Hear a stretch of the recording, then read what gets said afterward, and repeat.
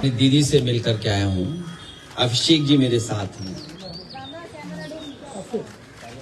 हमें याद है जिस समय निष्पक्ष चुनाव हुआ, दीदी यहाँ की मुख्यमंत्री बनी और आज हम लोगों को सबको मिलकर के जो इलेक्शन में बेईमानी हुई है उसके लिए खड़ा होना पड़ेगा। ईमानदारी से इलेक्शन जब हुआ, इलेक्शन कमीशन ने जब इलेक्शन कराया तो वो जीती। और इस बार जो मल्टी लेयर माफियागिरी हुई है इलेक्शन में, कोई कभी सोच नहीं सकता था कि इस तरह की बेईमानी Bharatiya Janata party, election commission, उनके संगी साथी, खुफिया लोग, अंडरग्राउंड लोग मिलकर के इस तरह का चुनाव करेंगे। अभी तक तो हम ये सुनते थे कि जो आज बंगाल करता है वो देश कल करता है, लेकिन बीजेपी ने जो उत्तर प्रदेश में किया बेईमानी, वो एक ट्रायल था उनका, और उससे सीख करके पूरा का पूरा चुनाव उन्होंने लूट लिया। सेंट्रल फोर्स हो, election commission, transfer posting, UP का चुनाव भी बड़े करीब से देखा है मैंने। न जाने कितने अधिकारियों की हम शिकायत करते थे, न कभी डीजीपी हटा, न कभी चीफ सेक्रेटरी हटे, न कोई डिस्ट्रिक्ट का अधिकारी हटाया उन्होंने। लेकिन जब बंगाल का चुनाव हुआ, पूरा का पूरा स्ट्रक्चरली उन्होंने अपना बनाया और उनको निर्देश दिए गए कि आपको चुनाव हराना है। आप में से बहुत सारे साथी होंगे, अब तो फोर्स के कई लोगों को 15 दिन की छुट्टी दी है, लीव। इतनी छुट्टी कभी सेंट्रल फोर्स को कभी नहीं मिली। अभी सुना है कि 15 दिन की छुट्टी दी गई है। और जिस तरह का व्यवहार यहां हो रहा है पॉलिटिकल वर्कर के साथ, पार्टी ऑफिस के साथ, हम लोग भी सरकार में आए और सरकार से गए, कभी कभी किसी वर्कर, पॉलिटिकल वर्कर के साथ इस तरह का व्यवहार नहीं हुआ। चाहे हमारे साथी अभिषेक हों, आदरणीय दीदी हों, उनको सिक्योरिटी की थ्रेट हो, जिन्होंने इतनी सेवा की हो लोगों की, आखिरकार किसकी ताकत की वजह से ही कर रहे हैं। और मैं तो वो तस्वीरें दिखाना चाहता हूं जो कभी यूपी में तस्वीरें बनी थी इलेक्शन में। ये शायद तस्वीर आपने सबने देखी होगी, ये तस्वीर तो देखी होगी आपने। इससे ज्यादा भयानक काम यहां हुआ है। अगर बुलेट्स के डरा करके वोट डाला जाएगा तो कौन जीतेगा? आप बुलेट से डरा रहे हैं वोट के लिए, और इलेक्शन कमीशन निष्पक्ष नहीं है, बीजेपी के सहारे पे काम कर रहा है। जब बाई इलेक्शन उत्तर प्रदेश का हुआ था, मैं लोकसभा में अपने सभी मेंबर्स को लेकर के, कफन लेकर के गए थे हमारे सांसद, और इसलिए लेके गए थे कि स्पीकर को दे दें जिससे कि इलेक्शन कमीशन तक ये चला जाए, क्योंकि हम लोगों ने कहा कि इलेक्शन कमीशन ही मर गया है। और ये बात हम यूं ही नहीं कहते थे, ये तो पहली तस्वीर है।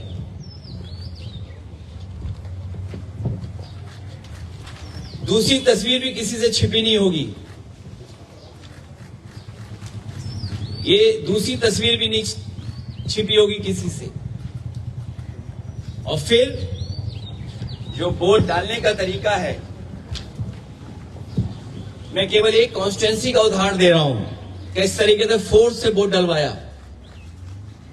मैं 2012, 2017, 2022 समाजवादी पार्टी 37%, 2017 42%, 2022 46%। कभी समाजवादी पार्टी चुनाव नहीं हारी।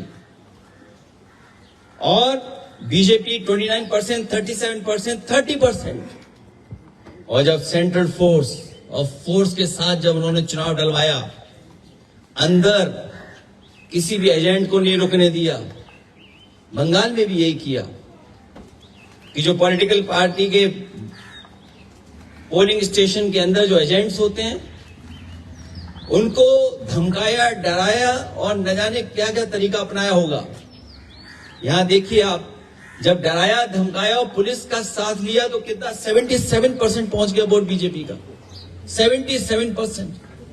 ये वो डेटा मैं दिखा रहा हूं जो इलेक्शन कमीशन के पास भी अवेलेबल होगा। ये तो पूरे इलेक्शन की प्रक्रिया ही बदल दी इन्होंने।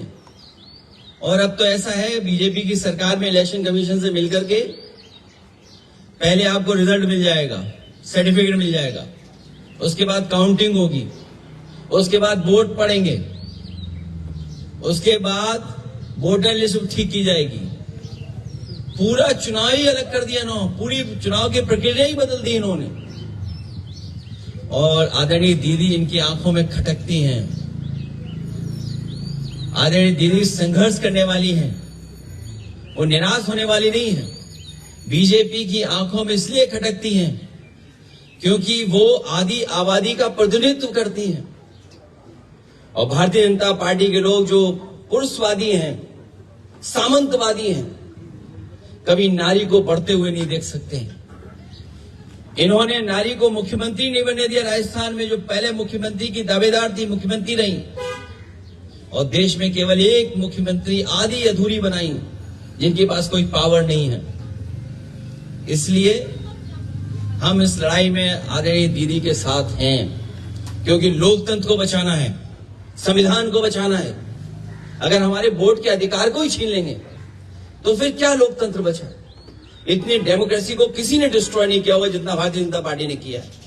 और भारतीय जनता पार्टी पावर के लिए, अपनी ताकत के लिए किसी भी सीमा तक जा सकती है, कोई भी कानून नियम तोड़ सकते हैं।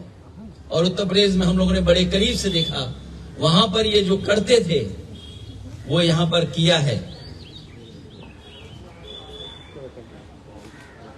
अखिलेश जी, आप कह रहे हैं कि इलेक्शन कमीशन बीजेपी के साथ मिलजुल के ये सब किया, लेकिन आप लोग रोकेंगे कैसे सर? हर जगह से आप लोग वोट चोरी का शिकायत तो कर रहे हैं, लेकिन रोकेंगे कैसे? मुझे उम्मीद है कि देश की जनता इसके बाद जाग जाएगी।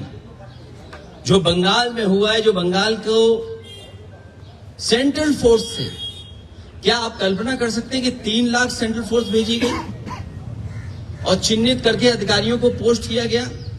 सुनने में तो यह भी आया कि अधिकारियों को लालच दिया गया है कि चुनाव जिता दो तो हम आपको अच्छा पद देंगे। और आप यकीन करना, देख लेना, आप जो यहां से चुनाव करा करके जा रहे हैं अधिकारी बड़े, कुछ न कुछ लाभ का पद पाएंगे। हम लोगों को उम्मीद है कि हम लोगों को जनता के बीच में जाकर के जगाना पड़ेगा उनको। सर, बीजेपी का कहना है ममता बनर्जी के बाद आप है टारगेट। उत्तर प्रदेश में नेक्स्ट ईयर इलेक्शन है, उनका कहना है कि आप है टारगेट। हमसे 2 गलतियां हुई, एक बीजेपी को हरा दिया और दूसरा अयोध्या हरा दिया, तो हम तो टारगेट में होंगे ही। ये कोई नई बात नहीं है। और हम तो बहुतों के टारगेट में हैं, एक के टारगेट में नहीं है।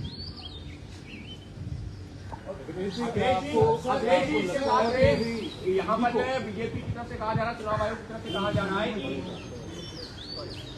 ये यहाँ निष्पक्ष तरीके से चुनाव हुआ, हिंसा मुक्त चुनाव हुआ, इस वजह से इस तरह के नतीजे आए। भारतीय जनता पार्टी सोम पपड़ी की तरह झूठ की लेयर है। सोम पपड़ी खाई कभी? एक लेयर के ऊपर दूसरी लेयर झूठ की चढ़ा देते हैं लोग। और आपको तो मैं ये कहता हूं ना, सब वीडियोस आर्काइव में पड़े हुए हैं। रामपुर का इलेक्शन देख लो, किसी वोटर को नहीं निकलने दिया। और ये जो डेटा मैं आपको दिखा रहा हूं, ये रामपुर की कॉन्स्टिट्यूंसी का दिखा रहा हूं मैं, कुंदर की कॉन्स्टिट्यूंसी का दिखा रहा हूं मैं। ये तो डेटा आप देख सकते हो। इलेक्शन कमीशन अंधा है क्या? और ये महिलाओं की तस्वीर क्या आप भूल गए? क्या आपके अपने चैनल पे भी चली थी तस्वीरें? ये तस्वीरें आप भूल गए क्या? ये तो आपके चैनल पे भी तस्वीरें चली थी, वीडियो चले थे। ये इन महिलाओं ने, जिन्होंने कोई परवाह नहीं की, मैंने इन महिलाओं को 2-2 लाख रुपए से सम्मान किया था कि इन्होंने कम से कम अपने वोट के अधिकार के लिए लड़ी। उन्हें परवाह नहीं थी गोली की, उन्हें रिवॉल्वर की। आप पता करिए क्या हालत थी उस समय। केवल ये तस्वीर नहीं, ये तस्वीर भी आप भूले नहीं होंगे। हालांकि सीसीटीवी से बहुत घबराते हैं बीजेपी के लोग, सीसीटीवी से, कैमरे से बहुत घबराते हैं। अगर यही इलेक्शन कमीशन निष्पक्ष है तो कुदरकी में जो वोट डाला है उसकी सीसीटीवी वीडियो जनता को दिखा दो। अगर जनता को नहीं दिखाना चाहते हैं तो प्रेस पे तो भरोसा करते होंगे। अगर सब प्रेस को नहीं दिखा सकते हैं तो अपने खास चैनलों को बुला करके और हमें भी बुला लेना। और फिर जब सुप्रीम कोर्ट की प्रोसीडिंग्स लाइव हो सकती हैं तो बंगाल के वोटिंग की काउंटिंग की सीसीटीवी क्यों नहीं दिखाई जा सकती, क्यों नहीं लाइव हो सकती है?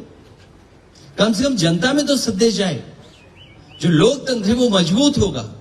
अगर सीसीटीवी की जो फुटेज है वो अगर बीजेपी दिखवा देगी इलेक्शन कमीशन से तो शायद उससे लोकतंत्र और मजबूत होगा। ये तो अकेले इलेक्शन कमीशन से लड़ रहे थे, हमें तो यूपी में जो हमारा साथी कह रहा था टारगेट, उनके परिवार के लोग भी कई जगह बैठे हुए हैं, उनके बहुत सारे साथी सहयोगी भी बैठे हुए हैं। हमें सबसे लड़ना है, लेकिन हमें भरोसा है कि जनता ने जो बंगाल में देखा है, जिस तरीके का व्यवहार सेंट्रल फोर्स का, इलेक्शन कमीशन का, संघी साथियों का, इनके अंडरग्राउंड लोगों का, बीजेपी के लोगों का, उत्तर प्रदेश की जनता जागरूक होकर इनका जवाब देगी। बंगाल इलेक्शन के बाद सर, बंगाल इलेक्शन के बाद आपको लगता है कि इंडिया अलायंस और मजबूत है? दिल्ली की तरफ कुछ करनी चाहिए। मैं इस समय यही कह सकता हूं कि सभी पॉलिटिकल पार्टीज के नेता हम लोग बैठ करके बात करेंगे। अब सर, आपको लगता है कि इंडिया अलायंस के सारे जो पार्टीज है वो स्ट्रॉन्गर है, अभी यूनाइटेड है बंगाल इलेक्शन के बाद? कोशिश यही होगी कि सब लोग और साथ मिलकर के काम करें, क्योंकि लोकतंत्र बचाना है, डेमोक्रेसी को बचाना है। ये डेमोक्रेसी को डिस्ट्रॉय करना चाहते हैं, हमारे वोट के अधिकार को ही छीनना चाहते हैं। हालांकि बात यहां की नहीं है, लेकिन यूपी की मैं कह सकता हूं, वो वोट छीन करके आम लोगों के और खासकर पीडीएस समाज के लोगों के अधिकार छीनना चाहते हैं। जब वोट छीनेगा तो सोचिए क्या अधिकार छीनेगा। वो डेटा आपको अवेलेबल है कि किस तरीके से वोट के अधिकार को छीनने से कितनी सीटें हार गए, वो डेटा छिपा नहीं है। और लॉजिकल डिस्क्रिपेंसी के लिए क्या सॉफ्टवेयर इस्तेमाल किया होगा, आखिरकार किसका सॉफ्टवेयर था वो? लॉजिकल डिस्क्रिपेंसी जो हुई है वो किसकी वजह से हुई है? कौन डेटा देख रहा था, कौन सा सॉफ्टवेयर था वो? सर, आप लोग पार्लियामेंट में इसको उठाएंगे सर? पार्लियामेंट में तो मैं कफन लेके गया था इलेक्शन कमीशन के लिए। अभी सर बंगाल इलेक्शन के बिल्कुल उठाएंगे। अखिलेश जी, बंगाल का ये चुनाव इस बार हिंसा बहुत कम हुई, लोग बहुत कम यहाँ पे जाने गए, लेकिन कल रात में जो देखा गया शुभेंदु अधिकारी के पीए की हत्या की गई, जिसे क्या कैसे देखेंगे? इसमें तो होम मिनिस्टर जिम्मेदार हैं कि उनके पीए की हत्या कैसे हो गई। ये सवाल मुझसे मत पूछिए, आप ट्विटर हैंडल होगा आपका, आप टैग करिए होम मिनिस्टर साहब को, पूछिए कि हत्या कैसे हो गई। सर, ये जो एकजुट होकर आप लड़ने की बात कर रहे हैं सर, इसमें कांग्रेस की भी भूमिका होगी सर। हम लोग यूपी इलेक्शन से भी पहले देखे हैं, बंगाल इलेक्शन से पहले भी हम लोग ने देखा कि शायद ऑपोजिशन एक साथ नहीं हो पाए, कांग्रेस नहीं आ पाया सर। कांग्रेस को कोई एडवाइस देंगे सर? मैं किसी को एडवाइस देने के लिए नहीं आया हूं, मैं लोकतंत्र और जिस तरीके से आदरणीय दीदी को अपमानित किया, उनके कार्यकर्ताओं को वोट नहीं डालने दिया, क्या जिम्मेदारी सेंट्रल फोर्स की है? क्या आप इलेक्शन को इस तरह कराएंगे कि आप वहां पर एजेंट्स को नहीं बैठने देंगे, पॉलिटिकल पार्टी के एजेंट्स को नहीं बैठने देंगे, और फिर इस बात की तैयारी करेंगे कि एसआईआर करा करके हम टारगेटेड किस बूथ पर वोट कटवाना है? जो टीएमसी के स्ट्रांग बूथ हैं, स्ट्रांग वोटर्स हैं, उनको वोट ना देने दिया जाए, इसलिए वोट कटवा दें उनका? ये अधिकार किसने दिया है? यही लोकतंत्र को सबसे बड़ी हत्या कर रहे हैं बीजेपी के लोग मिलकर के, वो भी इलेक्शन कमीशन से। इसलिए सभी पॉलिटिकल पार्टी से हमारी अपील होगी कि कम से कम इस सवाल पर हम सब एक दिखाई देंगे। इंडिया ब्लॉक एक बार फिर से मजबूती के साथ जो है नजर आएगा, क्योंकि हम सब पॉलिटिकल पार्टी के लोग एक साथ खड़े हुए दिखाई देंगे। सर, ये सवाल मैं आपसे लास्ट टाइम में पूछने की कोशिश किया था सर। बंगाल में 91 लाख लोगों को हटाया गया था, उसमें डुप्लीकेट भी है और लॉजिकल डिस्क्रिपेंसी भी है, लेकिन उत्तर प्रदेश की जो ड्राफ्ट लिस्ट है उसमें 2.8 करोड़ लोगों को हटाया गया था। कोई कॉन्फर्मेशन है सर कितने रोहिंग्या मिले उधर से? क्योंकि बंगाल में जिन लोगों को हटाया गया सबको कहते थे कि रोहिंग्या। जब ये बात आपको पता है तो ये भी पता होगी आपको कि हमारे मुख्यमंत्री जी घबरा गए थे। उन्होंने कहा कि 4 करोड़ वोट हमारे कट गए इसमें। तो क्या मानूं मैं आप, अगर हमारे उत्तर प्रदेश के मुख्यमंत्री ये शिकायत करें इलेक्शन कमीशन को कि 4 करोड़ वोट हमारे कट गए, तो इस सवाल का जवाब तो हमारे उत्तर प्रदेश के मुख्यमंत्री देंगे कि जिन्होंने कहा कि 4 करोड़ वोट कट गए हमारे। चलिए, बहुत धन्यवाद आपका, बहुत धन्यवाद।